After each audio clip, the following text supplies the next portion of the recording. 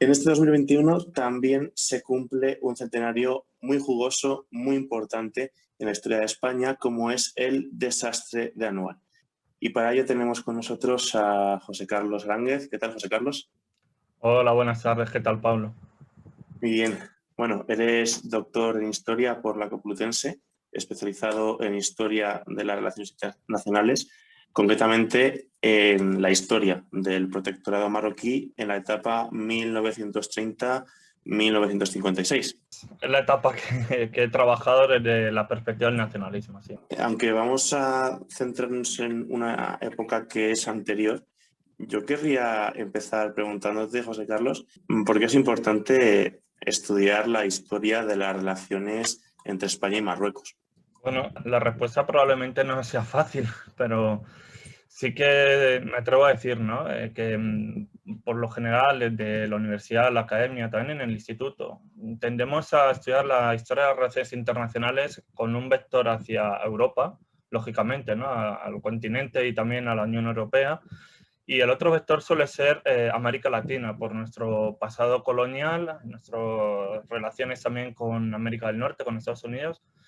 Y sin embargo, a apenas 12, 14 kilómetros de España, salvando el estrecho de Gibraltar, tenemos ahí un inmenso país, un rico país, sin el que realmente no conocemos mucho de él o no nos hemos interesado especialmente en él.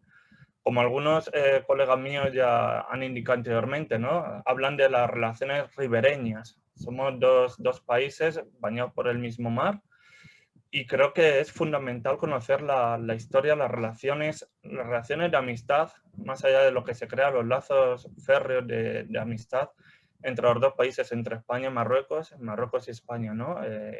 Compartimos un pasado histórico bastante reciente conjunto y creo que es fundamental el ahondar en las relaciones hispano-marroquíes, especialmente en la etapa contemporánea, en la historia del tiempo presente. Como historiador especializado en las relaciones entre España y Marruecos, ante episodios como el que se ha vivido hace unos meses, como el salto masivo a Ceuta, bueno, la cuestión del líder del Frente Polisario, etcétera, esas situaciones que ocurren en el presente, ¿tú cómo las ves? ¿Cómo las analizas? ¿Cómo las reflexionas? Bueno, realmente tienen una honda raíz en el pasado.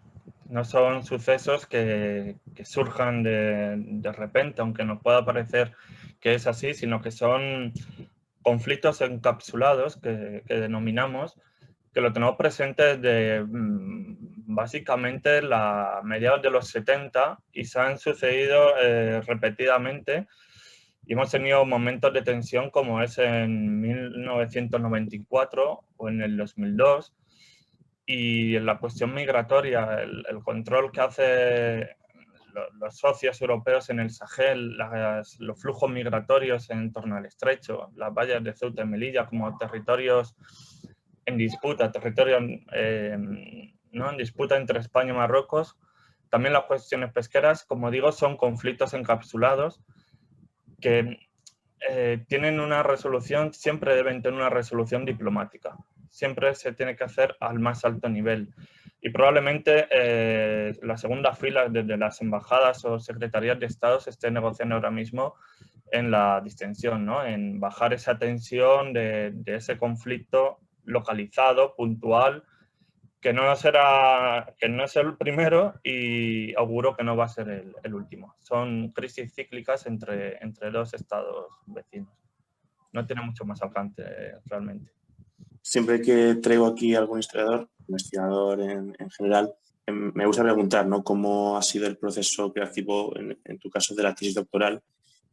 Bueno, vale, insistimos, el tuyo es un contexto posterior, da igual. ¿Cómo enfrentaste la tesis? ¿Por qué elegiste el tema? ¿Cómo es trabajar con fuentes primarias sobre la relación entre España y Marruecos? La pregunta es difícil y es larga, intentaré resumir. La primera cuestión que me llevó a elegir un tema de investigación tan extraño, ¿no? y más en la academia, como era las relaciones España, Francia y el nacionalismo marroquí en el protectorado de Marruecos, 1930-1956.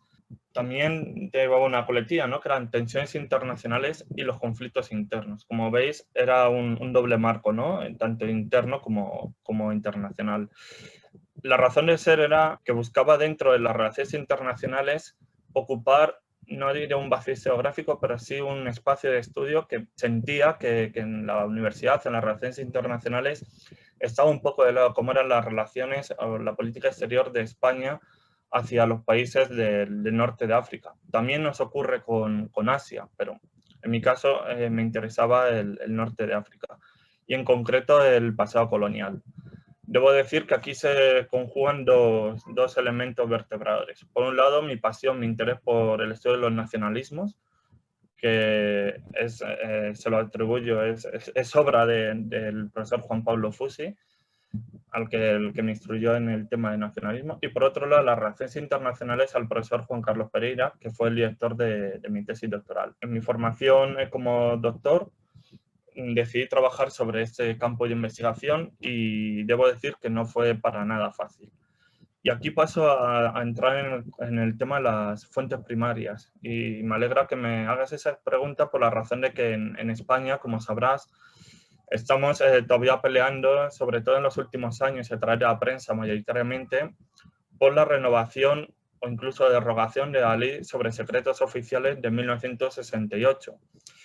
En los últimos años, ya realmente la última década, un nutrido grupo de historiadores, entre ellos el profesor Carlos Sanz, Juan Carlos Pereira y quien habla, también periodistas de diversos medios de comunicación, de periódicos y periódicos digitales, han trabajado, ¿no?, por impulsar esa renovación de una ley de secretos oficiales que se promete cambiar, renovar, pero que nunca llega. De hecho, hoy teníamos otra noticia, ¿no?, de que es una de las 5 o 6 leyes que están en stand-by que se espera que se recupere en septiembre.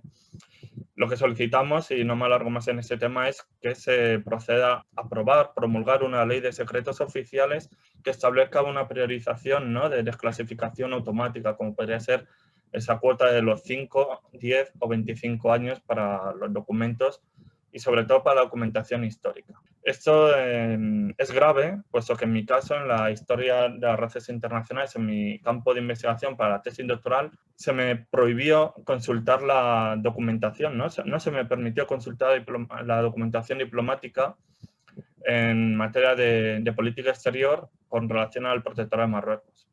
Por suerte, por gran suerte, para mi tema de estudio, todo lo que era correspondiente o referido al protectorado de España en Marruecos, lo pude consultar porque esa documentación no dependía del Ministerio de Asuntos Exteriores, dependía de Presidencia de Gobierno. Eso quiero decirlo, dejarlo claro, ¿no? Como muchas veces la casualidad, que el azar, que esa documentación, en vez de estar depositada en el Ministerio de Exteriores, pasar a estar depositada en Presidencia de Gobierno, bueno, tuve la suerte, el privilegio de poder consultar dicha documentación. En el caso francés, la verdad fue mucho más fácil. Allí en los archivos del Ministerio de Asuntos Exteriores, durante mi estancia de investigación en el extranjero, pude consultar toda la documentación diplomática francesa, ¿no?, elaborada durante los años de protectorado con respecto a Marruecos, y ya no solo consultarla, sino que tienes el privilegio, la suerte, a diferencia que en los archivos públicos españoles, como el Archivo General de Administración, el querido AGA, de fotografiar los documentos, ¿no? Tú puedes llegar allí por la mañana con tu móvil, con tu cámara de fotos, documentar, fotografiar todos los dosieres y luego trabajar con ellos ya en tu despacho, en casa o donde quieras. Sin embargo, aquí en España tienes que ir todos los días al archivo y lo único que te dejan introducir es papel y lápiz o el ordenador portátil y consultar un determinado número de legajos sobre documentación que no esté clasificada.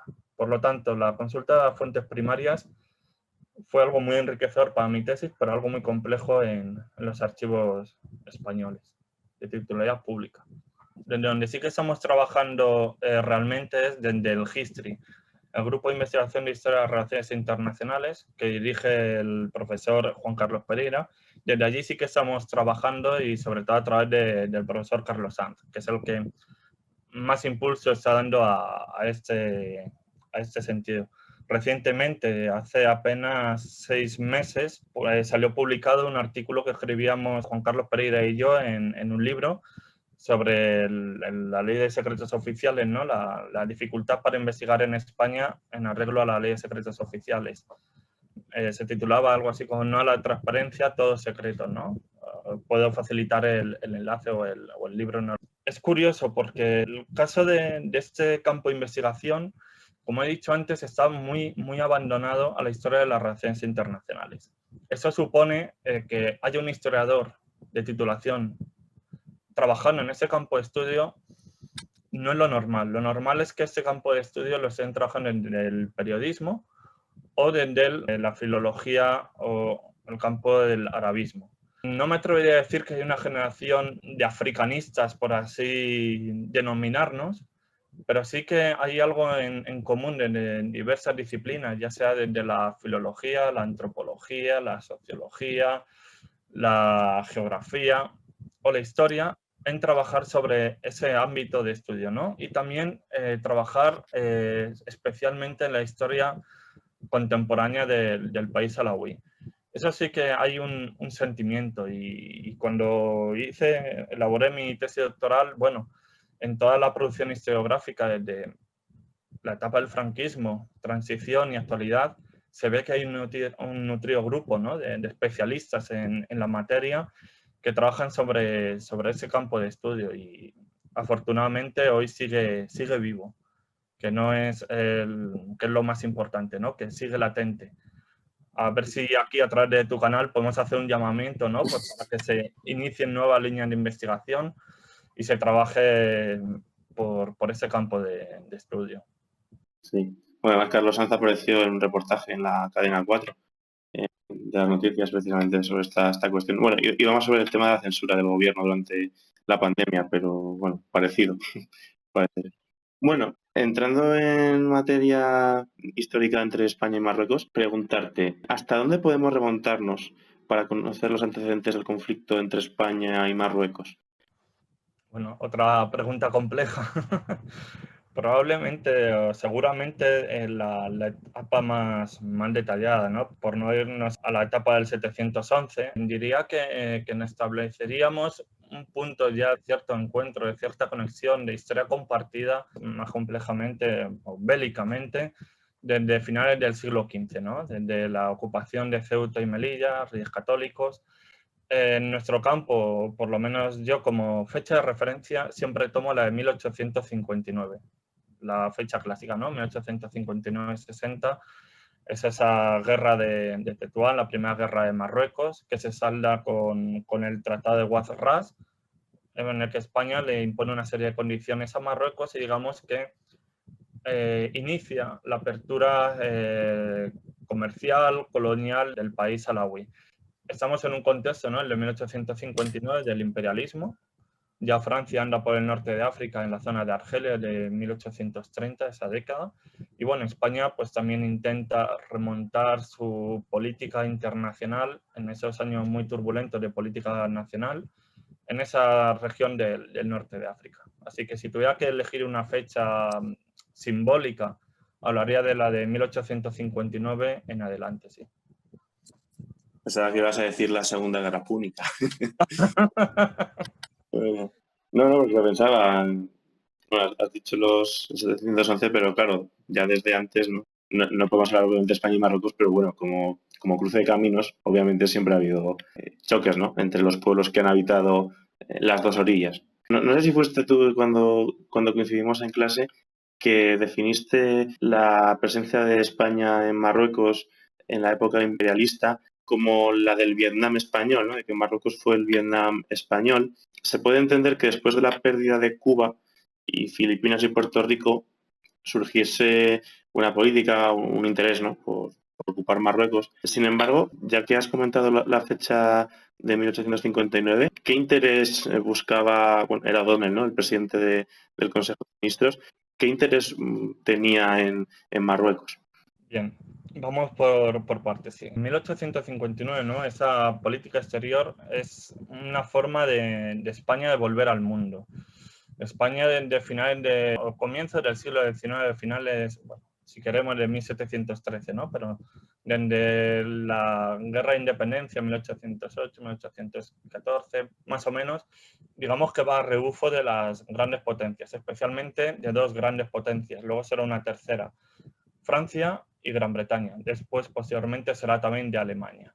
Bien, en esa política internacional, coincidiendo con el periodo, ¿no?, del Segundo Imperio francés de Luis Napoleón Bonaparte, España intenta, ¿no?, coger esa fuerza del imperio y participa en la política exterior. Por ejemplo, España participa de Santo Domingo, ¿no?, volver a recuperar Santo Domingo.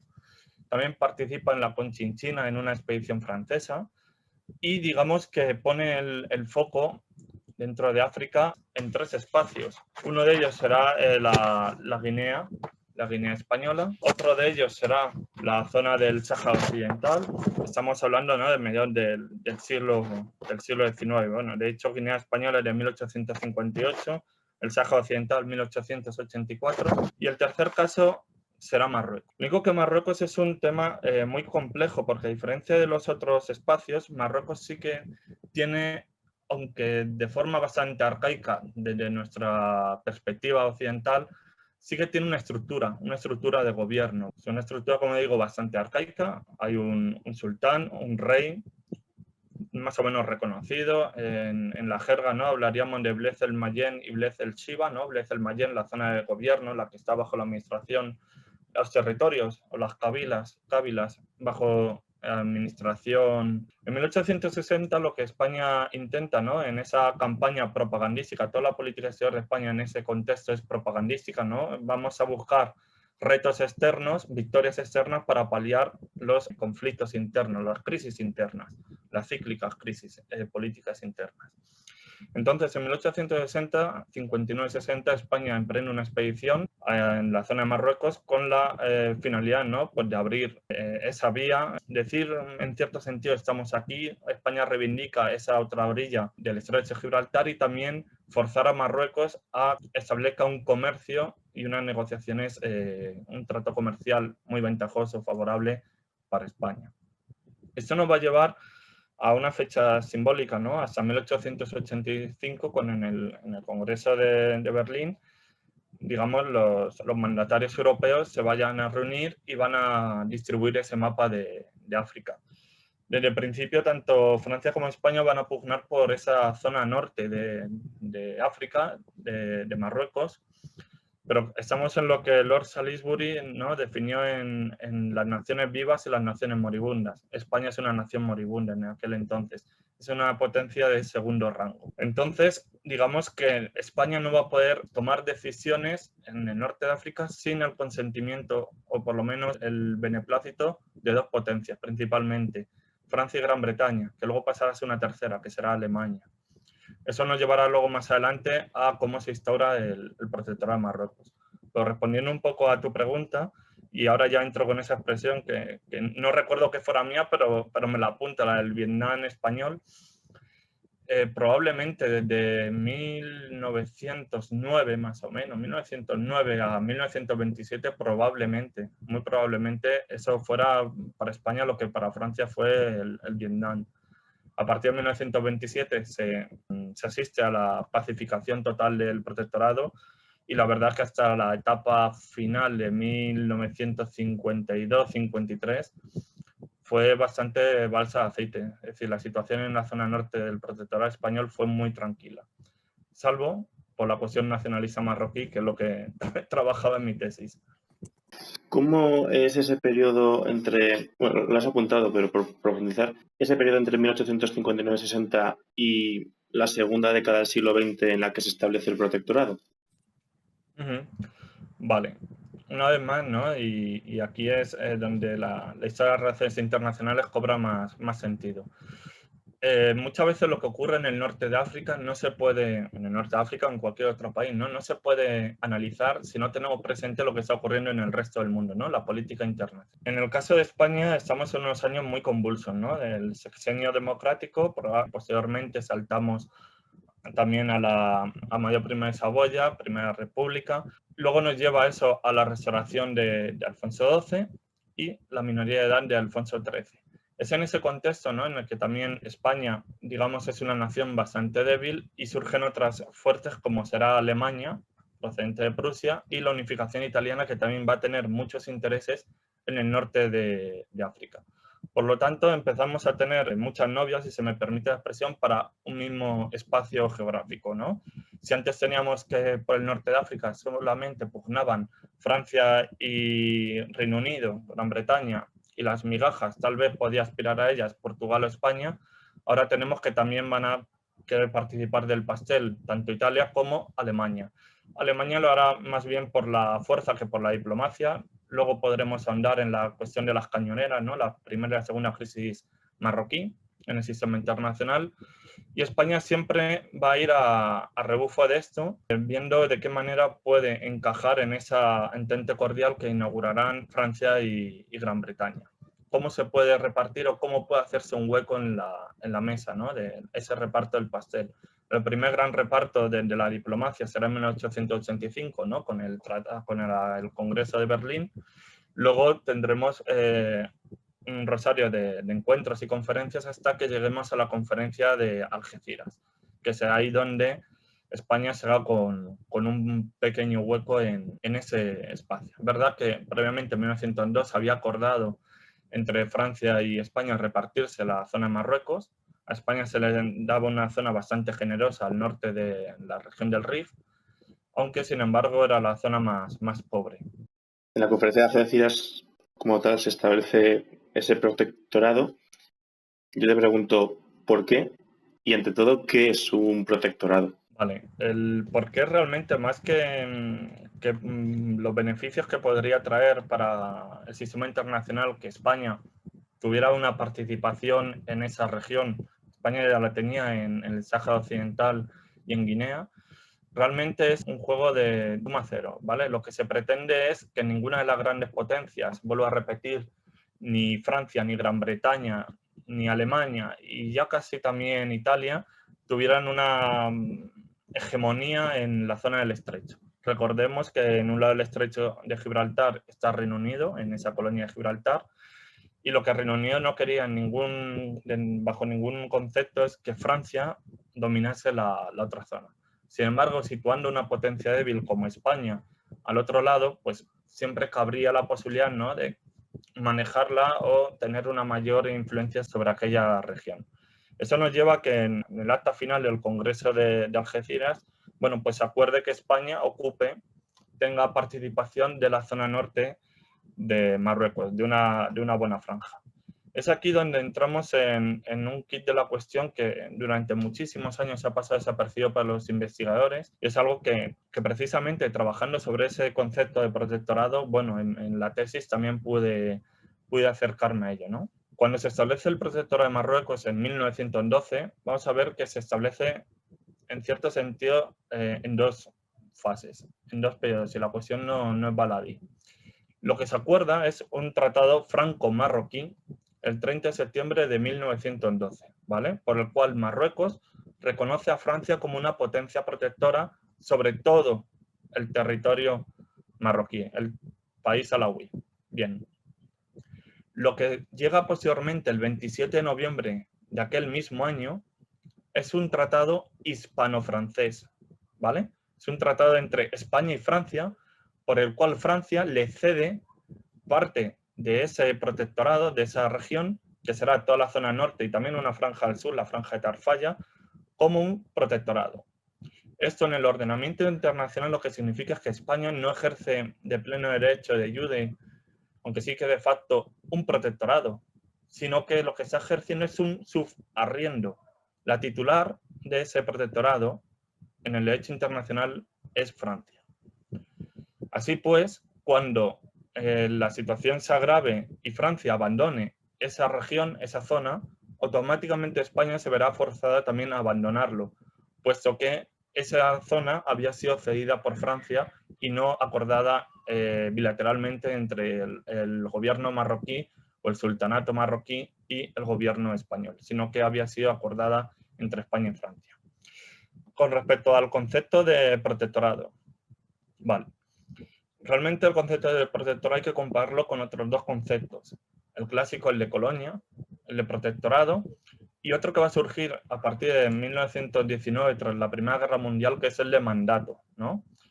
Que estará supeditado a la Sociedad de Naciones y posteriormente a la ONU. Con respecto al protectorado, aquí también nos encontramos con una divergencia sobre la definición. Por ejemplo, el primer presidente general francés, el mariscal Lyautey, de 1912 a 1924, establece, ¿no?, que Francia ejerce un protectorado sobre Marruecos, y se entiende este protectorado como la fórmula por la cual una potencia superior, en este caso Francia, pasa a administrar la política internacional, la política de defensa y la política interna de la seguridad del país como un Estado protector, con el objetivo de que éste evolucione en la adquisición, ¿no?, en el avance hacia un Estado moderno. Digamos que ese territorio se ponga al día. En la concepción española se acoge ese significante, ¿no?, ese significado de protectorado, pero se introduce una clave que para nosotros es muy, muy importante y que en parte hace referencia a nuestro pasado antillano, que es la cuestión de la co o tutela. La tutela o tutela, que quiere decir que ese Estado avanzado ejerce una tutela sobre el segundo Estado, ¿no?, en el cual lo acompaña en el desarrollo tanto interno como internacional, y una vez que éste ha adquirido la suficiente madurez, lo suelta de la mano para que se siga su propio camino. Es decir, mientras que en la concepción francesa el sintagma, la palabra de protectorado no es sine die, en el caso español, aunque no marca una fecha, sí que está, en cierto modo, dejando clara la idea de que en un futuro mediano, o próximo o largo, no se sabe, sí que existe esa posibilidad de volver a recuperar su independencia, su autonomía. Digamos que son los dos principales claves del concepto de protectorado. Es decir, que no buscaban, digamos, ampliar Ceuta y Melilla, ¿no? Que ese territorio fuese español como eran Ceuta y Melilla. De hecho, es una de las cuestiones que creo que España juega a su baza y lo hace muy bien, porque Ceuta y Melilla siguieron funcionando como presidios, como territorio nacional español, mientras que el protectorado de la zona norte pasa a ser protectorado de España, la zona sur de Francia, de la zona francesa, la zona sur, la franja de Tarfaya, también es protectorado.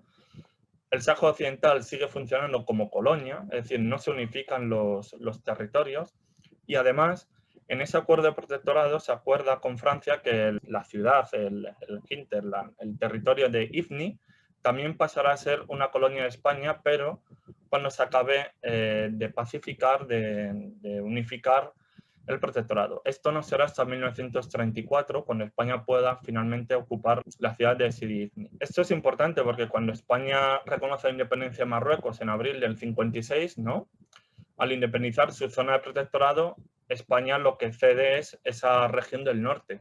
La zona del sur la sigue conservando, pero la región norte, lo que es la región del Rif, se independiza. Sin embargo, ni los islotes ni los presidios como Ceuta y Melilla entran dentro de ese pack de territorios de protectorado, puesto que son de una etapa anterior.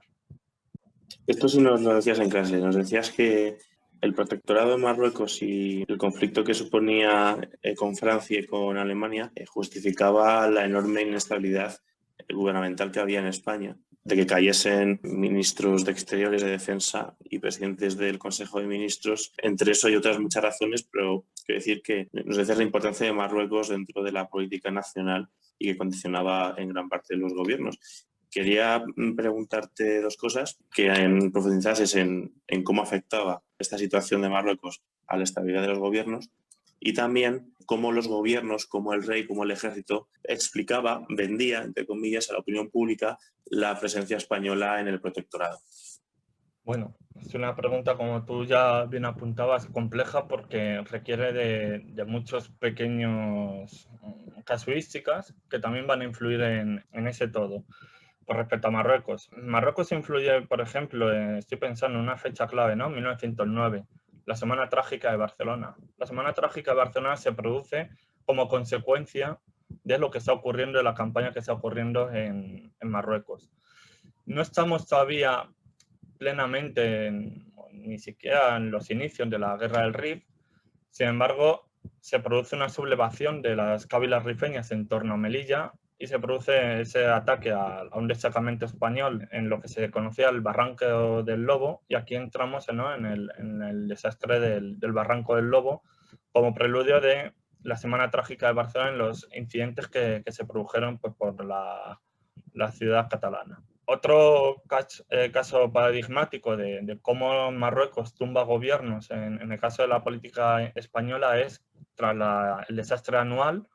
El gobierno tuvo que dimitir. El rey Alfonso XIII fue muy señalado, de hecho, ¿no? Si luego seguramente entraremos en la cuestión del informe Picasso, ¿no? Fue señalado como que estaba detrás de todo ello. Por lo tanto, la política exterior de España hacia Marruecos siempre estuvo muy presente en este periodo y siempre tuvo mucha influencia en lo que a la estabilidad de los sucesivos gobiernos se refiere.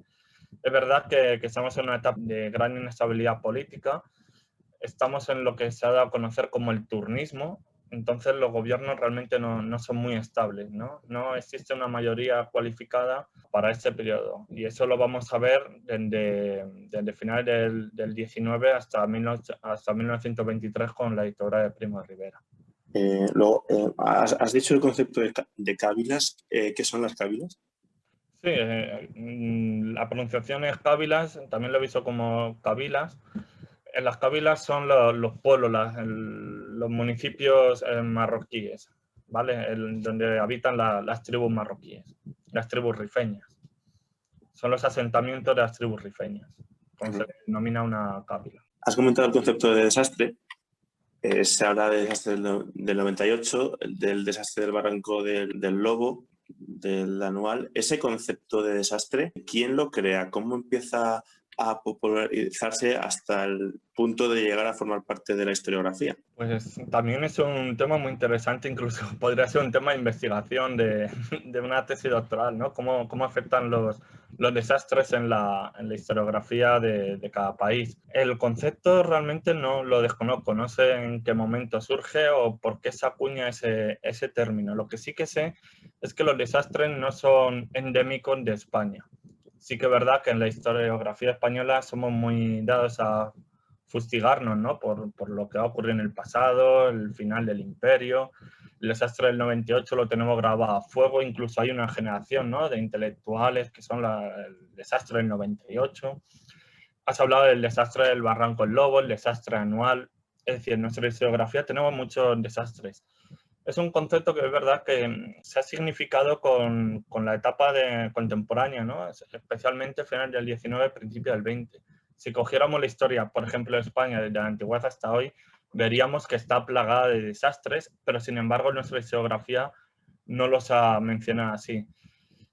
Sin tener conocimiento me atrevería a decir, tal vez pueda ser que esa cuestión venga del desastre de la etapa del franquismo, ¿no?, con esa idea de la pérdida por los gobiernos liberales de lo que era el Imperio Español. Tengo apuntado, ¿no?, para señalar que el desastre no es endémico de España en el 98. Hay varios casos de desastres internacionales. Por ejemplo, ¿no?, en 1890 se da el desastre de Portugal, el llamado mapa al color de rosa o cor de ros, entre Portugal y Gran Bretaña, ¿no? Es otro enfrentamiento por el reparto africano, colonial africano, finalmente se salda, ¿no?, con la imposición de Gran Bretaña. Otro desastre sonado, ¿no?, es el incidente de Fachoda entre Gran Bretaña y Francia, probablemente es el más conocido, ¿no?, por las líneas férreas. Finalmente se salda con la victoria, ¿no?, la imposición de Gran Bretaña. Otro de ellos es el desastre de Adwa, en el que una potencia como es Italia es derrotada por Etiopía. Curiosamente, será uno de los últimos estados libres de África en ser sometido por los italianos, que posteriormente pasará a ser Abisinia. En 1898, por ejemplo, Gran Bretaña también tiene su propio desastre en la cuestión de las cañoneras con Estados Unidos fue frente a Venezuela, también las Granadinas. En 1895, en la guerra sino-japonesa, ¿no? El imperio milenario chino pues, derrotado por Japón, una potencia emergente. Y en 1905 tenemos también, si lo queremos ampliar hasta ese momento, el desenlace de la guerra ruso-japonesa, la primera vez que una potencia asiática derrota a una potencia occidental. Bien es cierto que Rusia era una potencia ya muy débil, pero no deja de ser otro desastre, ¿no? Pues para una de las naciones protagonistas de finales del siglo XVIII y del siglo XIX. Como vemos, esa cuestión de los desastres, bueno, pues se repiten en toda la historiografía, pero como decía al comienzo, en España somos muy dados a fustigarnos en exceso y parece sí que es verdad que marca un antes y un después. La pérdida de Cuba y la pérdida de la guerra frente a Estados Unidos marca un antes y un después en la conciencia española. Surge ahí el regeneracionismo, ¿no? De Joaquín Costa, de la idea de volver a resurgir. Y en cierto modo España intenta sacarse esa espina de la pérdida antillana, bueno, con Marruecos, que como decíamos antes, hasta 1927 va a ser un verdadero viacrucis. Además, como Alfonso III era todavía menor de edad en el 98, llega a la mayoría de edad 3 años después, quizás, bueno, en cambio, un nuevo rey, que ya es rey de facto al 100% y de jure al 100%, supongo una nueva etapa, ¿no? Pero claro, Alfonso XIII de 1921 es un rey mucho más quemado, ¿no? Te quería preguntar también el papel, te pregunta por los políticos, luego hablaremos del rey más en profundidad. El papel de los militares con Marruecos. Siempre se aborda la cuestión de los africanistas contra los peninsulares, ¿no? Aquellos que hacen carrera más rápidamente en Marruecos. Te quería preguntar cómo es la realidad del ejército durante la restauración a costa de Marruecos. Bueno, la realidad del ejército, hay investigadores que han profundizado en esos temas y hay mucha bibliografía al respecto. La realidad del ejército en el contexto de la guerra del Rif, ya si podemos empezar a meternos ya en ese tema, ¿no? De comienzos del siglo XX, pues es nefasto. La situación en la que se encuentra el ejército es muy mala. El ejército español que está allí destacado en Marruecos está mal alimentado, está mal uniformado, pasa muchas penurias, son obligados a ir por el sistema de quintas. De hecho, parte de lo que ocurre en la Semana Trágica de Barcelona es por ese sistema de reclutamiento, ¿no? Para mandarlos allí. Las bajas entre el ejército español son muy numerosas. Los chavales, los quintos, no querían ir a Marruecos porque era prácticamente ir a la muerte. El armamento que utiliza España es literalmente del siglo anterior, de finales del siglo XIX. Incluso mucho armamento es el Mauser de origen alemán. Como vemos, España llega a un contexto muy agreste. La experiencia a España no le acompaña más allá de la guerra que ha habido en Cuba, ¿no? En los últimos años por la independencia, pero los militares peninsulares, como bien dices, no están acostumbrados a moverse, ¿no? en este campo. Surge ahí un dilema, una disputa entre los peninsulares y los africanistas. Los africanistas son aquellos que ven en la guerra de África y verán en la guerra del Rif la oportunidad de ascenso por méritos de guerra, mientras que la península, esos méritos pues están mucho más limitados, ¿no? Y surgirán ahí un cierto resquemor, un cierto rechazo entre esos dos bandos. No es casualidad que encontremos en el bando de los africanistas, ¿no? De los principales africanistas, a todos los militares participantes de la Guerra Civil Española. Los más importantes surgen de aquí, de ese contexto, sobre todo en la década de 1920. Lo vamos a encontrar aquí. Y sí, obviamente, claro, lo hicieron y conocían bien, ¿no? Marruecos, por eso empezó ahí la sublevación. Te quiero preguntar por el papel de la Primera Guerra Mundial en el protectorado. Bueno, termina apenas 3 años antes del desastre. ¿Cómo afecta el conflicto mundial al protectorado? Realmente no es un caso que haya tocado de fondo. En la zona española no lo sé con gran certeza. Imagino que al mantenerse neutral realmente sería todo un campo de operaciones para el contrabando, probablemente. Me estoy basando en el reflejo que sí que conozco de la Segunda Guerra Mundial. En el caso de Francia, por lo que leí con respecto a la Segunda Guerra Mundial, Marruecos se posiciona del lado, sin titubear, del lado francés, ¿no? Y apoya activamente a Francia durante la Primera Guerra Mundial. Más allá de eso, desconozco cuál fue el protagonismo que jugó este enclave en la Primera Guerra Mundial. Ahora, en la Segunda Guerra Mundial fue fundamental. Fue fundamental ese espacio. Bueno, has comentado la cuestión del contrabando y armamento. Cuéntanos cómo era esa actividad, esa situación. Bueno, la situación de contrabando allí o de sobornos, pues era prácticamente, podemos decir, el pan de cada día, ¿no? Es una zona muy accesible tanto por mar como por tierra. No hay unas fronteras muy definidas, digamos que son fronteras difusas, lo cual dificulta mucho que haya unas aduanas, que haya unos controles.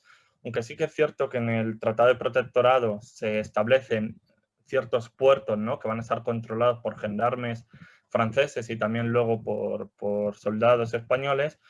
La realidad es que es muy difícil de controlar todo ese contrabando, tanto de armas como de alimentos, como de cualquier tipo de producto, tanto por la zona costera como por la zona del interior, ¿no? Estoy pensando en lo que es actualmente la frontera con Argelia o con la frontera con Mauritania. Son unas fronteras muy porosas. Es muy fácil que se diera el contrabando. En esa conexión, además, ¿no?, en ese eje mediterráneo, norte de África, Atlántico, por ejemplo, o sur de Europa, España, estrecho, norte de África. Digamos que es un sitio de paso muy jugoso. En el caso de mi tesis doctoral sí que lo he podido ver un poco más en profundidad, el contrabando de armas durante la Segunda Guerra Mundial, o, por ejemplo, la compra de voluntades, ¿no?, los sobornos a los jefes de Kabila o a los caídes, ¿no?, al caíd de la ciudad, al que podemos decir el gobernador de las ciudades marroquíes. Era muy normal. Un contrabando que entiendo que perjudicaba a España, ¿no? Que perjudicaba la presencia militar en el protectorado. A tenor de los resultados, ¿no?, en el enfrentamiento con los rifeños, entiendo que sí, porque los rifeños estaban mucho, incluso durante la guerra del Rif, hubo momentos que se vieron mucho mejor pertrechados que los españoles armamentísticamente. O sea que entiendo que todas esas armas les llegarían por cuestión de contrabando. Lo único que volvemos a lo que te comentaba anteriormente, muchas veces se nos hace difícil seguir esa pista por la dificultad que tenemos de acceder a los archivos en la documentación de exteriores. Pero probablemente se deba a eso, al contrabando de armas.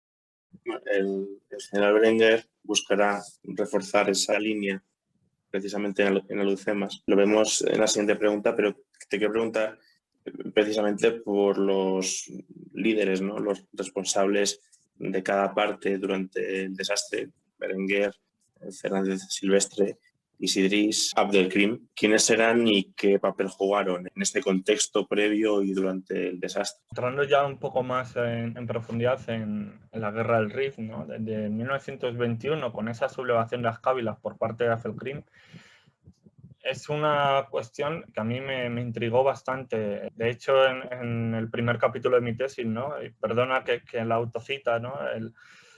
Me refería a Abdelkrim, no es obra mía, sino de un historiador francés, pero me pareció muy acertado hablar de Abdelkrim como el Vercingetorix del Rif, ¿no? Esa resistencia rifeña contra una ocupación extranjera, ¿no? Igual que Vercingetorix se resistió a las legiones romanas en el 50 a.C.,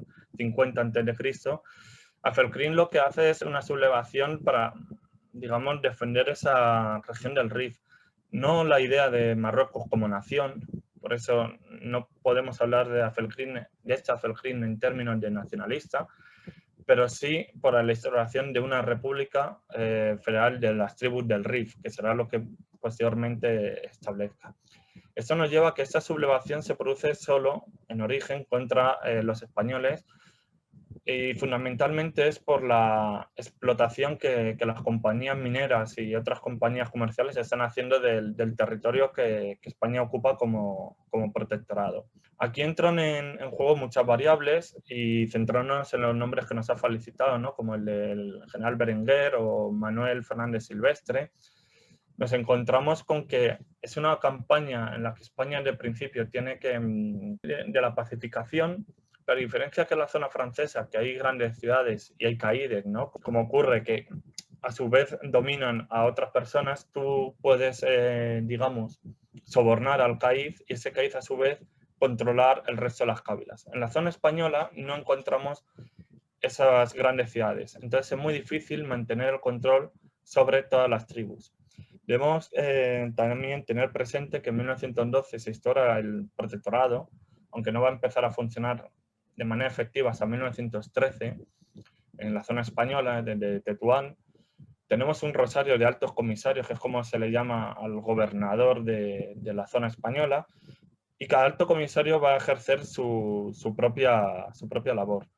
Curiosamente, esta zona, esta región en la que se va a desarrollar el desastre anual, se emprende de la comandancia de Melilla, es decir, no es del territorio del protectorado, sino de una ciudad, territorio nacional, territorio español. Aquí entran en juego otras variables como es, por ejemplo, la falta de control que en ese momento la administración protectora española tiene sobre las cávilas, algo que luego sí que va a solucionar y lo va a hacer francamente bien a partir de 1927, ¿no? Entonces, en ese sentido, lo que nos ocurre, ¿no?, es que las órdenes de Berenguer y con Manuel Fernández Silvestre al mando es la de intentar pacificar esa zona, y el problema es que en vez de hacerlo despacio y bien, se hace muy deprisa y mal, ¿no?, a la carrera, digamos. Se abarca una gran porción de tierra, pero no se va afianzando lo conquistado hasta el momento.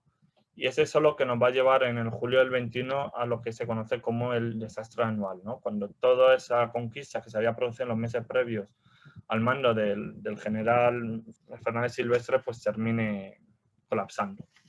El alto comisario es el militar con más poder, vamos, el que manda en el protectorado, ¿no? Sí, el alto comisario es el representante de España ante el gobierno marroquí, ante el sultán, y es el que ejerce la máxima autoridad política administrativa en la zona del protectorado español.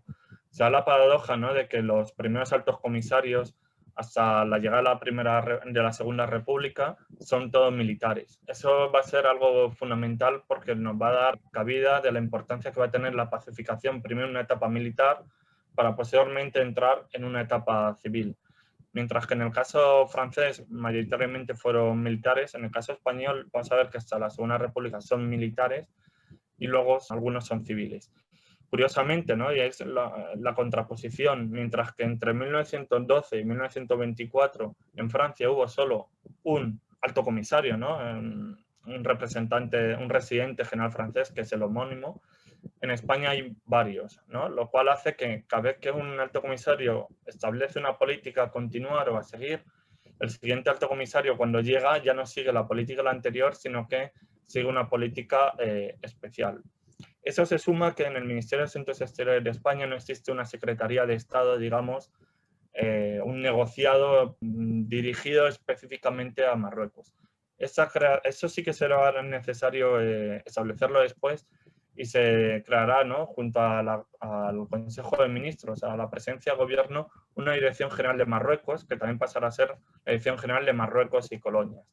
Pero vemos que en esa primera etapa, ¿no?, digamos que la política sobre Marruecos se va haciendo sobre la marcha del día a día y muchas veces sobre la experiencia particular del general al mando. Eso probablemente esté detrás de lo que ocurrió con Fernández Silvestre y el desastre anual, ¿no?, que era una política muy personalista de la campaña y no una idea, una estrategia trazada de antemano con unos objetivos y una finalidad. O sea, Berenguer era alto comisario y Fernández Silvestre era otro alto comisario. No, Fernández Silvestre era el general de ejército, no era el alto comisario. Bien. ¿Cómo fue el desastre como tal? ¿Cómo se desarrolló? Bueno, el desastre, todo surge, se desarrolla muy deprisa, ¿no? Estamos hablando de entre finales de julio del 21 y comienzos de agosto. Lo que tenemos es que el general Silvestre establece una base de operaciones en Anual. El objetivo es, digamos, afianzado Melilla, el punto de inicio de esa campaña. El objetivo es afianzar la toma de Alhucemas, de la vía de Alhucemas. Entonces tenemos que a comienzos mediados de enero del 21, ¿no?, el objetivo es afianzar esa toma de Alhucemas. Esto hace que el general Silvestre, al mando de un contingente de soldados muy amplio, pero muy mal pertrechados, como hemos visto anteriormente, empiece a profundizar en la campaña hacia el interior de la región, una región muy agreste, montañosa, muy árida, muy difícil de controlar, y profundiza en torno a unos 60-70 kilómetros, que es la distancia que hay entre la población, el destacamento de Anual y la ciudad base, que es Melilla. En esa incursión militar lo que nos encontramos es que el general Silvestre, de los múltiples errores que comete, y entiéndase, ¿no?, estamos poniendo la carga al decir esto, toda la responsabilidad que estamos poniendo en el general Silvestre. Hubo más responsables que probablemente no conocemos hoy en la actualidad, pero el general Silvestre, entre los múltiples errores que comete, es no afianzar esa línea de abastecimiento que hay o que se va cada vez haciendo más larga a medida que va avanzando hacia el interior. Lo que nos encontramos, ¿no?, es que la posición española a 1 de junio está ubicada en torno al monte Albarrán, que está muy cerca de Anual, ¿no?, y en esa fecha es tomada por los rebeldes rifeños. Lo que nos lleva a que 20 días después, el 21 de julio, ¿no?, pues la posición española, que también está en Igueriben, es tomada por los rifeños y también los escasos supervivientes se terminan retirando a Anual. Cuando se ven rodeadas por estas cávilas, la única solución que ven los soldados que se encuentran y los oficiales que se encuentran junto al general Silvestre es la retirada. No cabe otra que la retirada, puesto que el asedio es muy difícil, carecen de abastecimiento de agua y de víveres suficientes, y se ordena un repliegue hacia las posiciones intermedias, hacia esas fortificaciones y esos montes que España tiene establecidos entre Melilla y Anual. El repliegue pues es todo un desastre, por esto que realmente se habían establecido dos líneas de repliegue, ¿no?, una para los soldados y otra para los heridos y el material de guerra. Realmente se entremezcla, los oficiales salen en desbandada, los soldados salen en desbandada, y esa situación es aprovechada por los rifeños, por el ejército rifeño, que además es muy superior, conoce el terreno, tiene víveres, tiene armas, como decía antes, mucho más potentes que las españolas. Además se va haciendo acopio de las armas abandonadas por los españoles, como también algunos cañones, y eso hace que el repliegue sea toda una masacre. Los soldados que resisten en Anual son todos pasados a cuchillo también por las tribus rifeñas, lo cual, fijémonos, ¿no?, en la prensa nacional, la situación que provoca ya no solo la pérdida o el desastre Anual, sino el cómo se produce ese desastre, ¿no? Más de 3.000 personas degolladas, decapitadas, asesinadas brutalmente. Esto nos lleva a momentos que podríamos decir heroicos, ¿no? Como es la carga de caballería del hermano del que fuera después el dictador de Primo de Rivera en Monte Arruy, que si bien no tiene el efecto que perseguía, pues su cuerpo de caballería de más de 600 jinetes acaba totalmente destrozado. Al menos dio una oportunidad a algunos para refugiarse en Monte Arruy y al resto para seguir retrocediendo hacia Melilla. Algo que los que se refugiaron en Monte Arruy pues, también fueron pasados por las armas, en la medida en que fueron engañados, ¿no? Si depositaban las armas serían liberados, bueno, salvo los oficiales que se les utilizó mayoritariamente como moneda de cambio para solicitar algún tipo de compensación económica, los soldados, la mayoría, fueron asesinados. Y es así como se desarrolla ese desastre de Anual, como en la prensa de la época lo inunda, el gobierno se ve obligado a dimitir, muchos de ellos señalan al mismísimo rey como que era el instigador, el que había propiciado esa campaña, o más que propiciar, había avalado esa campaña de conquista del general Silvestre. Y es algo muy curioso lo del general Silvestre, porque no sabemos qué ocurrió con él. Sabemos que llegó Anual, sabemos que se produjo el desastre Anual, pero hay muchas versiones y confabulaciones en torno al destino del general Silvestre. Nunca fue encontrado su cuerpo, unos hablan de que se suicidó, otros de que fue asesinado. Bueno, eso me recuerda a la historia, ¿no? En la guerra del Guadalquivir de Sebastián, el rey de Portugal, y el futuro sebastianismo, ¿no? A mediados del siglo XVI, de que desaparece en extrañas circunstancias y que bueno, algún día aparecerá. La consecuencia más inmediata con Berenguer, creo recordar que hace que dimita de su cargo, aunque luego veremos que será un personaje importante en la dicta blanda de Primo de Rivera, ¿no? En la etapa del 30 al 31. Por lo tanto, no es una persona que debamos echar en el olvido, porque apenas una década después pues vuelve a ser una persona de primera fila.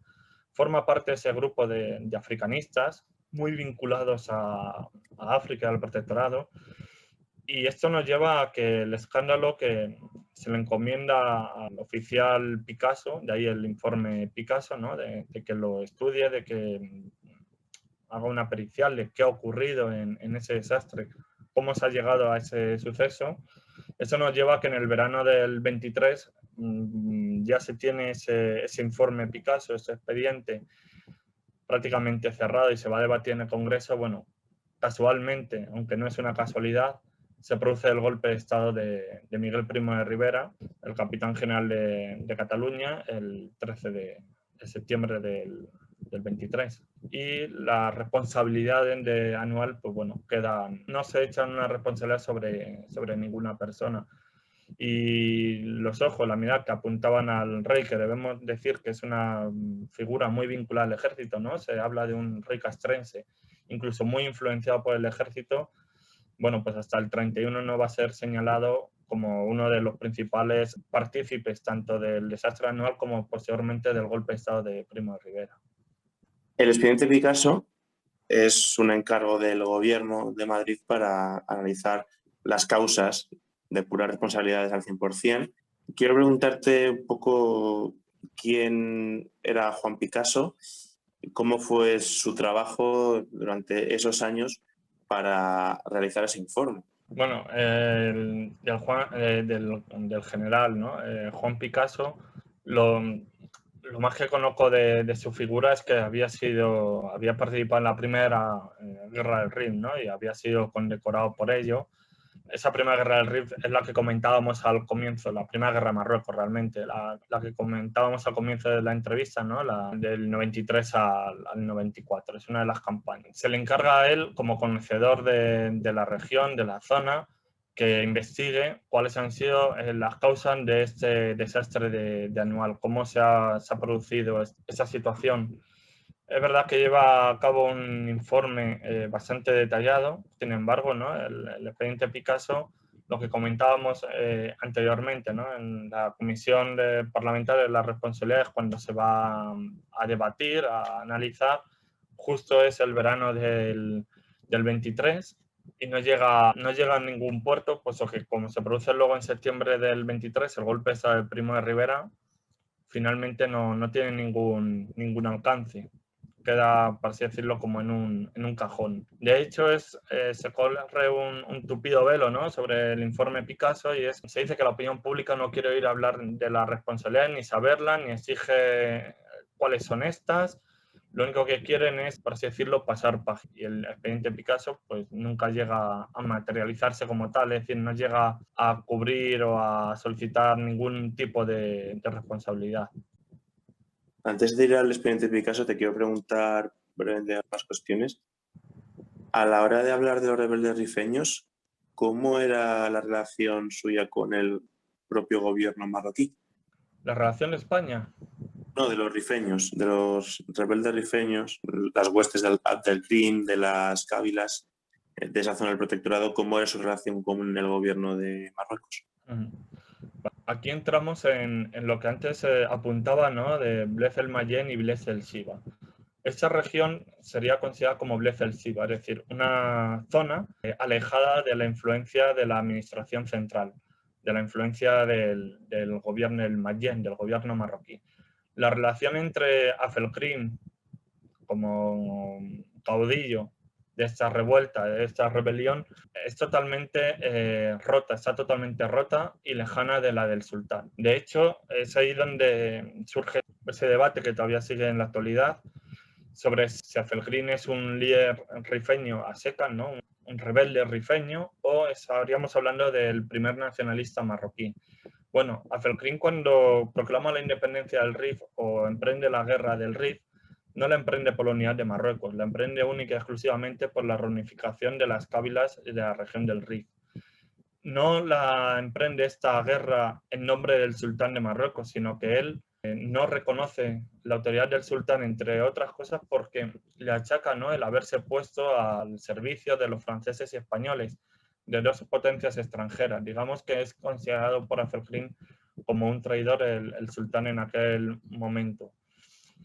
Así pues, la relación entre el Mayén central y Abdelkrim es nula. No hay una relación entre ninguno de los dos bandos, los dos contendientes, de Marruecos y de Abdelkrim. De hecho, ¿no?, Abdelkrim en su rebelión no es que represente, vuelvo a decir, a Marruecos, sino que representa a la población rifeña, a los rifeños. ¿Cómo fue la percepción internacional del desastre de Anual? A nivel internacional yo no lo he estudiado, no lo he visto. Más allá del caso francés, sí que lo he llegado a sopesar, a tener que tenerlo presente por el tema de mi tesis. Cuando se produce la cuestión del desastre Anual, Francia teme que esa región quede debilitada. España tal vez decida abandonarla. Por lo tanto, Francia tiene en su intención, en su frontera, un contingente pensando en ocupar esa región del Rif, por si sería el caso de que España finalmente se decidiera a abandonarla. Por otro lado, tenemos a los británicos que apoyan bastante abiertamente al ejército de Abdelkrim, o por lo menos una solución, ¿no?, de que se establezca una república del Rif allí, que sea una suerte de estado títere, un protectorado, algo parecido a lo que había en ese momento con Farouk I en Egipto, que estuviera bajo su órbita, ¿no?, bajo su influencia.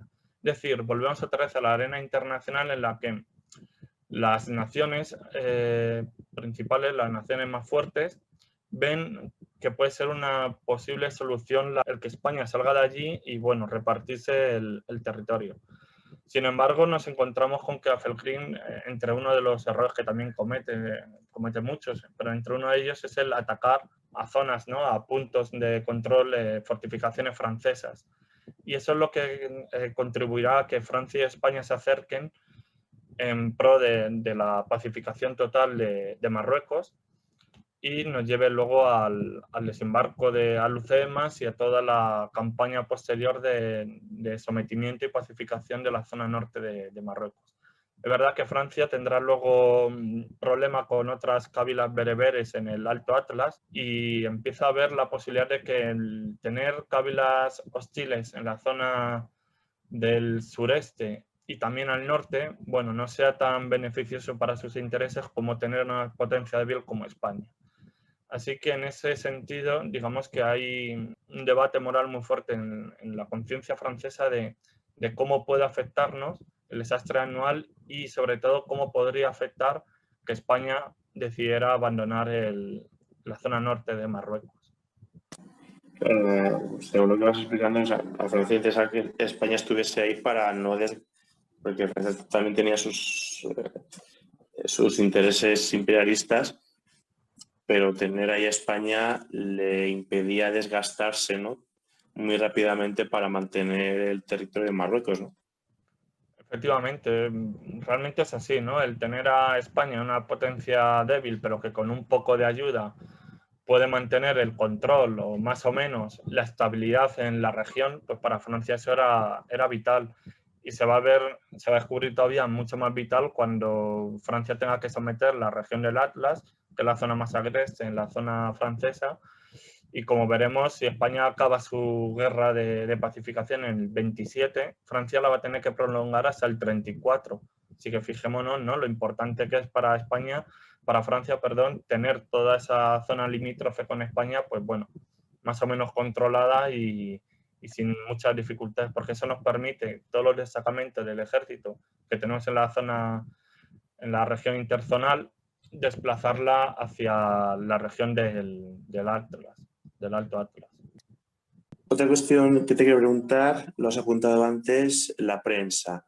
¿Hubo periodistas en el protectorado? Hubo periodistas y también hubo asociaciones africanistas que tomaron mucho interés por trabajar en este campo, ¿no? Las primeras incluso se fundan a finales del 19, impulsadas por los propios africanistas. Es cierto que ahora mismo no me viene ningún nombre a la cabeza de un corresponsal de guerra al uso, ¿no?, que podríamos entender ahora que estuviera allí, aunque sí que ha llegado hasta nosotros diarios o recortes de prensa, como puede ser del diario El ABC, que es una reliquia para nosotros, puesto que recoge un montón de historias, y sí que son de los pocos periódicos que van a enviar allí algunos corresponsales. No era lo normal que estuvieran allí fijos. Algunos diarios como La Luz, algunos diarios como la revista África, sí que van a ser un espacio en el que muchos militares, entre ellos, por ejemplo, el propio Franco, van a publicar reseñas o artículos de sus vivencias o de cómo interpretan o perciben el protectorado, la guerra del Rif. Pero claro, siempre es verdad que con mucho maquillaje de la realidad y muy en términos patrióticos, si se me permite la expresión, ¿no?, de alabar la buena labor, la acción civilizadora, la labor evangelizadora española. Eso va a ser muy importante trasladarlo tanto a la prensa local, nacional como internacional, ¿no? La labor de pacificación y restauración de la sociedad occidental en esa región por parte de una potencia como era España. Poco menos como que España estaba cumpliendo con todos los puntos del protectorado. Es una prensa muy propagandística. Preguntarte ahora por el post anual, la campaña que había iniciado Berenguer y Fernández Silvestre se retoma unos meses después del desastre y cumple con su objetivo. Quiero preguntarte cómo es esa campaña y cómo es la situación, bueno, hasta el momento en que quieras. Has comentado 1927, pero hasta el momento que tú veas conveniente. Sí, digamos que el desastre anual fue un punto de inflexión claramente. Es un momento en el que el ejército, los gobiernos, sobre todo desde el 23 ya con la dictadura de Primo de Rivera, se tiene claro que la guerra del Rif no puede seguir siendo algo, digamos, por un lado, que del Ministerio de la Guerra, desde Madrid se tomen unas decisiones, desde la Comandancia Melilla se tomen otras, desde el Protectorado de Marruecos se tomen otras. No, hay que centralizar la acción de la campaña. De hecho, el general Primo de Rivera, el presidente del directorio militar, se va a autoproclamar, a nombrar a sí mismo también alto comisario de España en Marruecos, es decir, va a ocupar esos cargos y es cuando va a iniciar esa campaña colaborativa también con Francia, una vez que es atacada por las cávilas rifeñas, a partir del 24 con la idea del proceder al desembarco de Alhucemas. Se ve claramente que Alhucemas es el espacio, el sitio perfecto para hacer un desembarco en lo que es el centro de las posiciones rifeñas. Es la primera vez que se lleva a cabo un desembarco que podríamos definir como anfibio, ¿no? Es lo más parecido al desembarco de Normandía. Digamos que la primera vez que se practica es en Alhucemas, es el preludio a ese tipo de desembarcos. Es un desembarco que surte el efecto esperado, puesto que rompe la línea central, parte por el eje, ¿no? Lo que había sido la consolidación de ese territorio bajo la autoridad de Acelcrin. Una campaña que esta vez sí, lo que se va a ir haciendo es, según se va llegando a las cávilas, ahora me sale la palabra del interventor local, que no me salía anteriormente en la entrevista, me salía corregidor, no, el interventor. La figura del interventor se va a ir imponiendo con el objetivo de progresivamente controlar al pensamiento, la población, ver un poco, ¿no? Tomar un poco la atención a la situación en cada una de las diferentes cávilas de los diferentes territorios. Eso nos va a llevar a que se haga una campaña muy meditada, muy pausada, con el objetivo de afianzar posiciones y un objetivo final, que es la captura de Acelcrin, la derrota final de Acelcrin, es decir, acabar con Acelcrin y someter, pacificar toda la región del Rif. Esto se va a llevar a cabo durante 3 años, no será hasta mayo del 26 cuando Acelcrin se vea acorralado, hasta el punto, ¿no?, de que Acelcrin, cuando tiene ya que entregarse porque ve que la rendición es inminente, se entrega a los franceses, no se entrega a los españoles pensando en lo que le pueden hacer. Lo que hacen los franceses es desterrarlo, también lo ven como una amenaza, pero ni mucho menos es una amenaza como la era para España. Los franceses van a desterrar a Acelcrin a Madagascar, a una isla, y allí va a estar hasta el 47, cuando vuelva al Cairo. Con respecto a ese contexto, quien va a llevar el peso de esta campaña militar hasta bien dentro del 27-28 va a ser el general José Sanjurjo, como veremos luego en la Sanjurjada del 32 o como veremos en la sublevación del 36, ¿no? Como vemos, aquí tenemos a un montón de militares de ese elenco africanista que van a formar parte de esas campañas.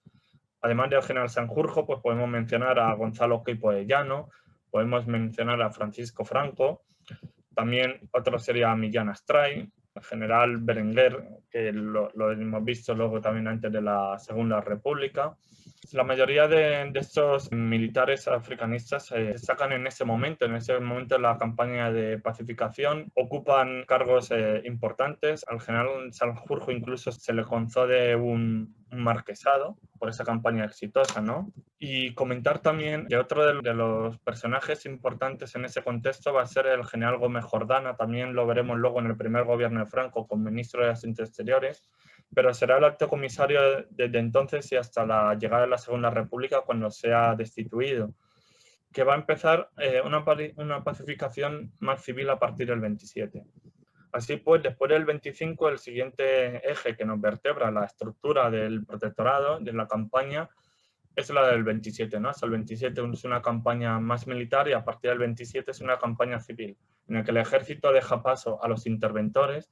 La administración del protectorado desde Tetuán, ahora y así con el alto comisario Gómez Jordana, puede tomar las riendas de la situación. El cuerpo de interventores funciona como piedra angular del protectorado.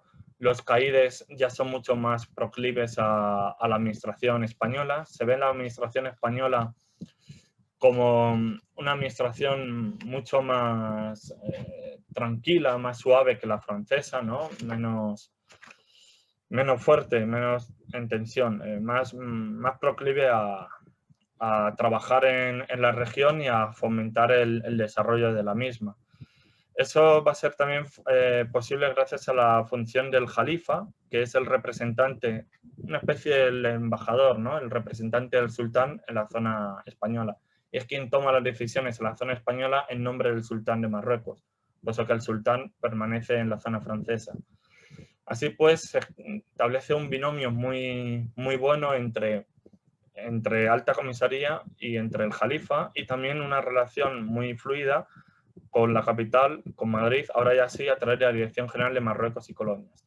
Es decir, a partir del 27 la zona del protectorado español empieza a funcionar medianamente bastante bien, empieza a funcionar bastante bien, sobre todo en el campo administrativo.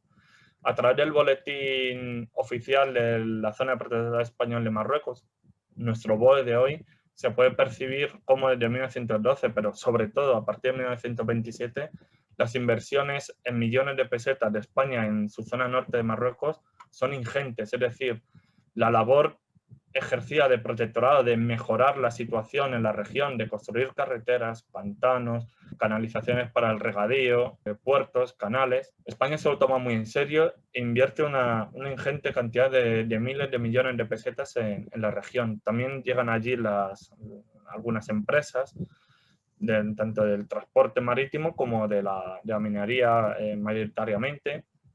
Digamos, España empieza a hacer de la región una región bastante próspera para lo que realmente era, o para lo que le habían dejado las relaciones internacionales en la conferencia de Algeciras o cuando se establece el protectorado.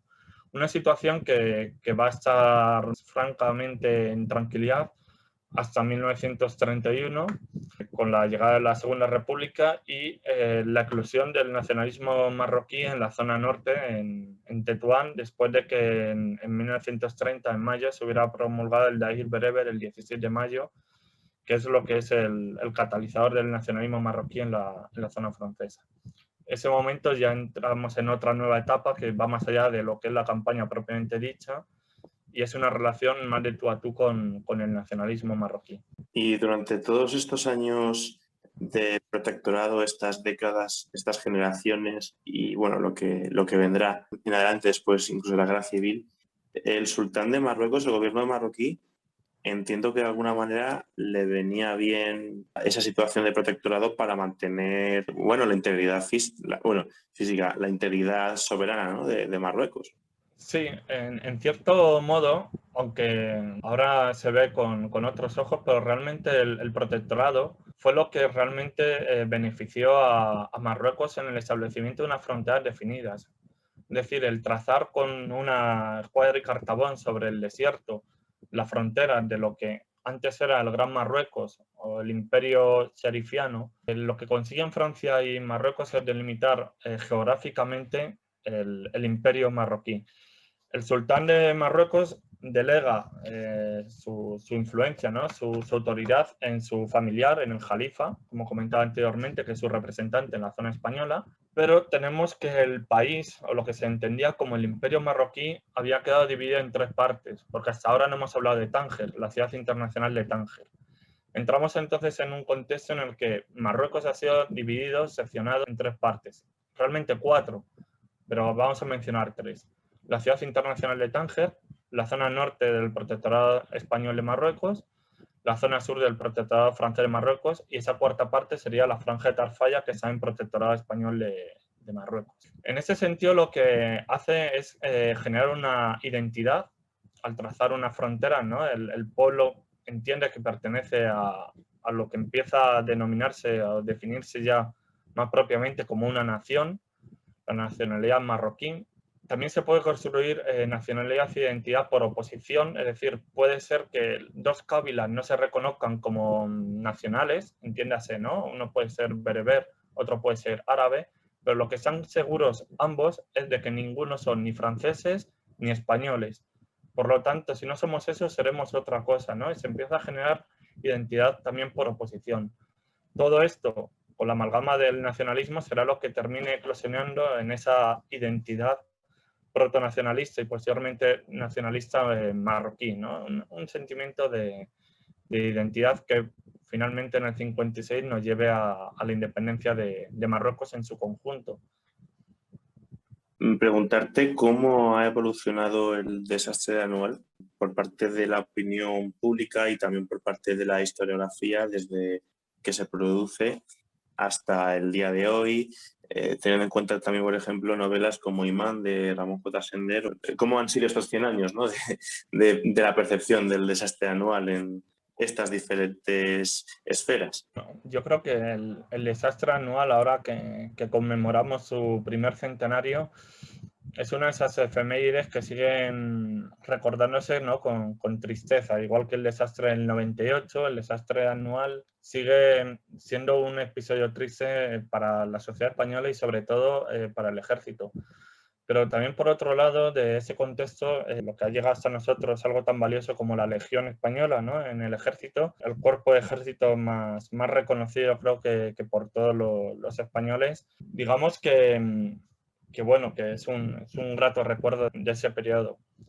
En la bibliografía, creo que la Forja de un rebelde también está ambientado en este episodio, en este periodo. Es fundamental. Algunas escritoras, aunque no de ese contexto, pero también se han atrevido con Marruecos y me parece un libro fabuloso, El tiempo entre costuras, ¿no?, de María Dueñas. El trabajar y el esbozar y describir con tanta precisión ese protectorado español de finales de los 30, 40 y cómo ha llegado hasta nosotros. Creo que en la historiografía española sobre el desastre anual se ha dicho mucho, pero creo que al calor del centenario debería procederse a un revisionismo histórico de cómo se percibió en el contexto del momento, cómo ha evolucionado eso durante el franquismo, cómo se vio en la transición, cómo se vio en el cincuentenario y cómo lo vemos ahora en el centenario. Es verdad que tenemos que aprovechar, y sobre todo en historia, pues somos así, fechas tan señaladas, ¿no?, como el centenario, el cincuentenario, de momentos, acontecimientos históricos, pues, para este caso. Yo he participado recientemente en un libro que tengo aquí, se ha publicado bajo el título A 100 años de Anual, La guerra de Marruecos, de Daniel Macías Fernández. Como ves, es uno de los libros que al calor de ese acontecimiento han sido publicados hoy en día, del que participan también un grupo de investigadores, pues, del más alto nivel y de la máxima competencia. Por suerte tenemos entre nuestras filas de distintos campos de la historia, la geografía, la etnografía, la filología, arabismo, a un grupo de historiadores y investigadores, pues muy concienciados con estos ámbitos y episodios. Una vez más, yo creo que para darle riqueza a esto sería preciso que el material también, que hay material clasificado en el Ministerio de Defensa sobre este periodo o incluso actas del Congreso, bueno, estuvieran al servicio de los investigadores para su consulta. Creo que sería algo muy valioso para poder profundizar en escenarios pues como este, en el que todavía quedan muchas pequeñas cuestiones por esclarecer, o por ejemplo qué encaje tuvo en el sistema internacional o en la situación nacional de la época.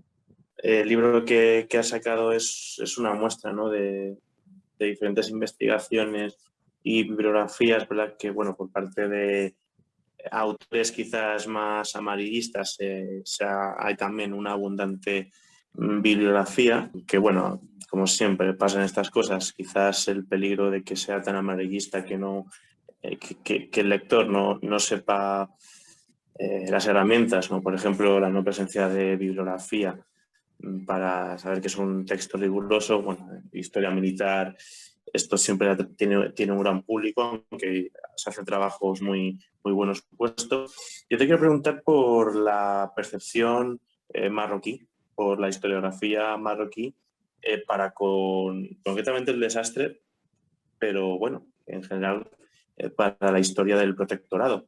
Pues con respecto a la historiografía marroquí que yo he consultado para el tema de la tesis doctoral, por periodo sobre el protectorado de Anual no lo he visto, ¿no? El desastre de Anual no lo conozco, lo desconozco, vamos, el cómo trata la bibliografía marroquí esa cuestión.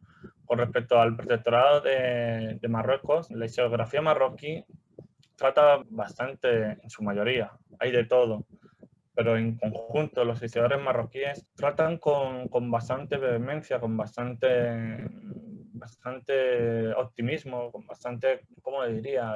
Bastante bien la política de actuación de España entendida como una labor tutelar, como una labor de desarrollo. España como potencia que supo integrar a la población marroquí, ¿no? Es verdad que parece que en su ADN lleva el mezclarse más que el aislar o el exterminar. No es tan cercana a la historiografía marroquí o no sale tan bien parada en la historiografía marroquí la zona francesa. Eso sí es verdad. Las relaciones entre España y Marruecos durante todo ese periodo fueron muy estables, fueron muy buenas. Durante el periodo me refiero del 30 al 56, que es lo que más conozco. Fueron muy buenas, las negociaciones siempre se produjeron al más alto nivel y apenas hay momentos o situaciones convulsas, podríamos decir. Se me ocurre alguna como en Tetuán en 1948, algo muy puntual, ¿no? Pero en líneas generales la visión que tiene Marruecos, la historiografía marroquí de ese periodo con respecto a España, yo creo que es buena. Es una visión bastante buena para lo que cabría esperar. Es muy buena. Bueno, pues si te parece, concluir preguntándote precisamente por el centenario, ¿no? ¿Cuánto tiempo detectas un interés por parte, no sé, de los medios, si os han contactado, de la opinión pública, por este centenario desde, no sé, desde hace meses o incluso desde el año pasado? Pues en mi experiencia personal como investigador, el interés de las instituciones, sobre todo gubernativas, ha sido bastante escasa, ha sido nula. No se tiene la intención, por lo que parece, de conmemorar el centenario ni de la fundación de la Legión, al menos de una forma pomposa, ¿no? Como correspondería a un acontecimiento tan relevante. Al igual que tampoco se pasó muy por encima el quinto centenario de la conquista de México, ¿no? Por Hernán Cortés en el pasado. Es verdad que en España hay ciertos acontecimientos que no son, digamos, no tienen buena prensa o entre la opinión pública el festejar. También es verdad que en la situación actual de crisis política que atravesamos con Marruecos, puede que no sea el mejor escenario para conmemorar un hecho, un acontecimiento, un contexto tan difícil como fue el de la guerra del Rif y más concretamente el desastre anual. Pero yo creo que independientemente de eso, España debería ser bastante autónoma y conmemorar, festejar este hecho como se merece. Al menos desde el campo del ejército, de la legión, seguramente sí, debería hacerlo. Y ahora que has comentado esto de la crisis actual, claro, ahora se tiene la impresión de que Marruecos es muy aliado a Estados Unidos y que esa alianza le está permitiendo poder forzar a España con el episodio que se vivió en Ceuta hace unos meses, con la cuestión de las aguas limítrofes en Canarias y una situación que, bueno, que está dejando a España para con Estados Unidos, al menos desde que llegó Biden, aunque con Trump ya reconoció la soberanía del Sáhara Occidental. O sea, la cuestión es de por qué Estados Unidos apoyará tanto a Marruecos Sí. a costa de que España salga más perjudicada y luego, bueno, también entonces quién era el que mandaba, ¿no? en el tablero internacional en 1921.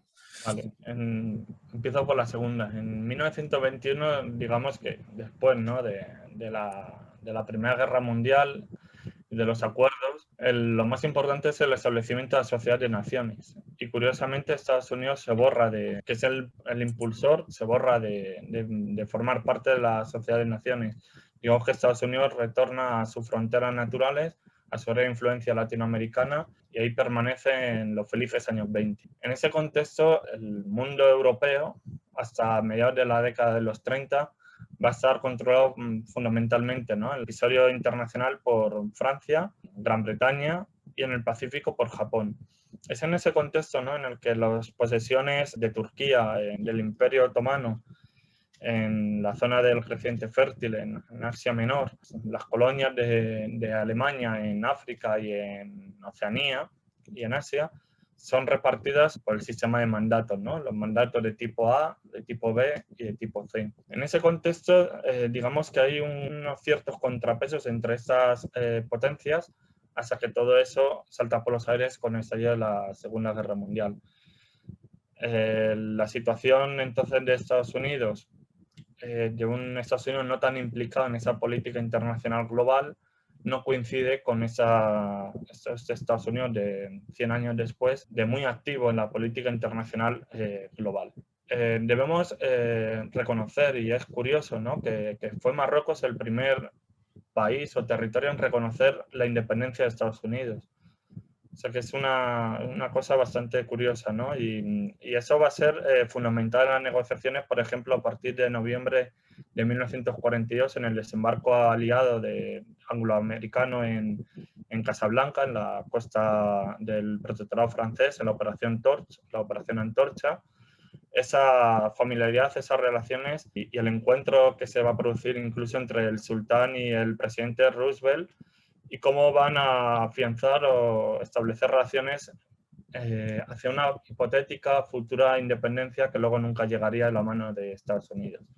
Retomando a la pregunta de la diplomacia internacional americana. Más allá de episodios o incluso de un hecho tan señalado como puede ser la retirada, la salida de Afganistán por parte de Obama, independientemente de la administración que se encuentre en el poder, ya sea demócrata o republicana, otros factores en otros campos de política nacional, política local, ¿no?, política de ámbito nacional, pueden tener su aquel, ¿no? Pueden estar más a favor o en contra, pero en política internacional, por lo general, las administraciones americanas son continuistas. Por eso no es de extrañar que cuando en enero el presidente Joe Biden ha tomado el relevo a la administración Trump, la política internacional de Estados Unidos apenas ha variado. No ha variado ni en ninguna parte del mundo y tampoco ha variado en esa crisis de Marruecos. Es verdad que Trump llega a una especie de acuerdo con Marruecos por el cual, si Marruecos reconoce al Estado de Israel, Estados Unidos pues se abre a mantener una mayor cercanía con Marruecos. También debemos decir que la política exterior de España durante la etapa de Pedro Sánchez, sobre todo en esta última legislatura, en la que ha sido titular González Laya, ha sido muy errática. En política exterior ha sido nefasta. Empezó mal desde el primer momento en el que el primer viaje al exterior del presidente del gobierno de España, aunque no sea obligado, realmente nada obliga, sin embargo, por nuestra relación bilateral con Marruecos, es paso obligado que vaya en primer lugar a Rabat.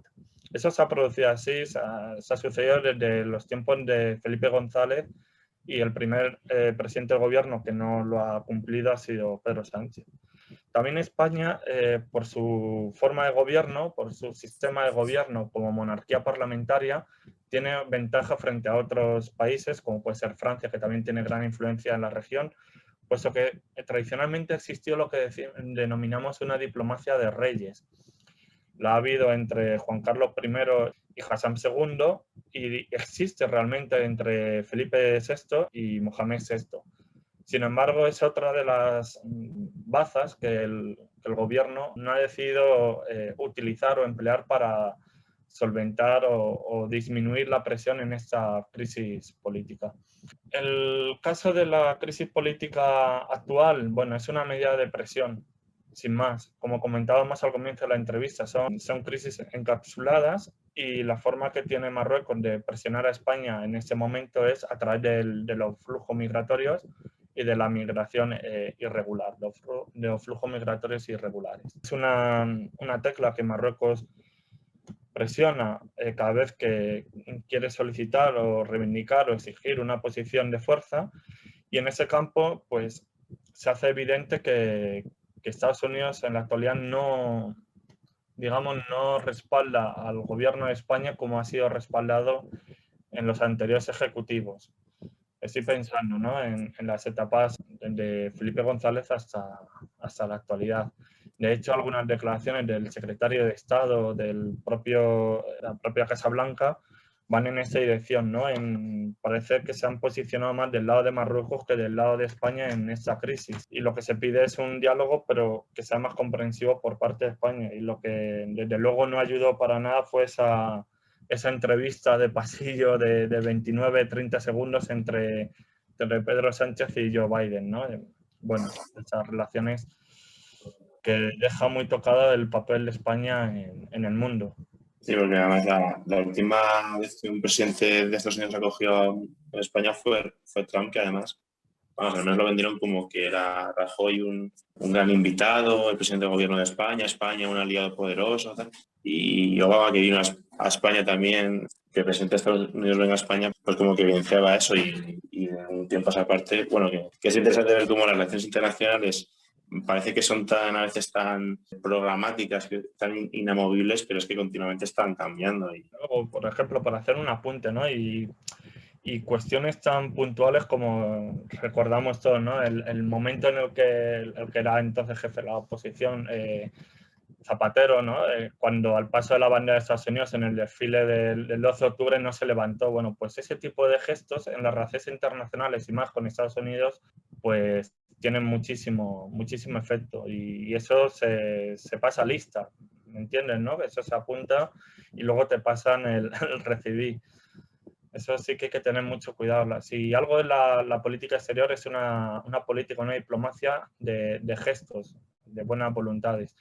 También me da la sensación, aunque esto ya más de cosecha particular, España, ¿no? En la Unión Europea tiene al alto representante, al ministro de Exteriores, a Josep Borrell, y no parece que en ese sentido, ¿no? Nuestro representante por la cuota española, con toda la influencia, todo lo que podría hacer como representante en política exterior de la Unión Europea, se haya implicado lo suficiente. Parece ser el nuevo ministro de Exteriores sí que tiene intención de poner a Marruecos en el punto 1 e intentar solventar lo más rápidamente posible esta crisis diplomática que no es humanitaria, sino diplomática con Marruecos.